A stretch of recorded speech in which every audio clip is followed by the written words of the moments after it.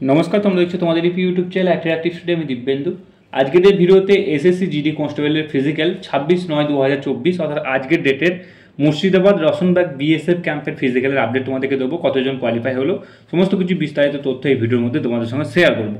তো ভিডিওটা দেখো, আমাদের একটি ভিউয়ার্স আমাদেরকে হোয়াটসঅ্যাপ যে গ্রুপ আছে সেই গ্রুপে আমাকে তার আপডেটটা এখানে পাঠিয়েছে। এখানে এসএসসি জিডি কনস্টেবল মুর্শিদাবাদ।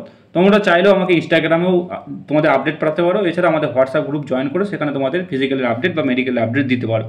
তো এখানে দেখো এসএসসি জিডি কনস্টেবল মুর্শিদাবাদ 26/9/2024 এই ডেটের ফিজিক্যাল আপডেট আছে। 100 জন ক্যান্ডিডেটকে তারা ডেকেছিল 4:30 থেকে এখানে গেটে এন্ট্রি করানো হয়েছে। এন্ট্রি করানোর পর এখানে টোটাল প্রেজেন্ট ছিল 67 অর্থাৎ 67 জন ক্যান্ডিডেটের মধ্যে এখানে প্রেজেন্ট ছিল 100 জনের মধ্যে। তার মধ্যে তোমাদের টোটাল 57 জন ক্যান্ডিডেট তোমাদের পিএইচডি কোয়ালিফাই করেছে। 57 জন ক্যান্ডিডেট পিএইচডি কোয়ালিফাই করেছে। 10 জন ক্যান্ডিডেট তোমাদের কিন্তু এখানে পিএইচডিতে বাদ করেছে, হাইটে বাদ করেছে তারা। এখানে ফার্স্ট ব্যাচ দেখো, ফার্স্ট ব্যাচে 30 জন ক্যান্ডিডেট ছিল, তার মধ্যে 24 জন রানিং পাস করেছে, 6 জন মাত্র ফেল করেছে। এছাড়াও সেকেন্ড ব্যাচে 27 জন ক্যান্ডিডেট ছিল, 17 জন পাস করেছে, 9 জন ফেল করেছে। অর্থাৎ এখানে 15 জন মতো পিইটিতে ফেল করেছে।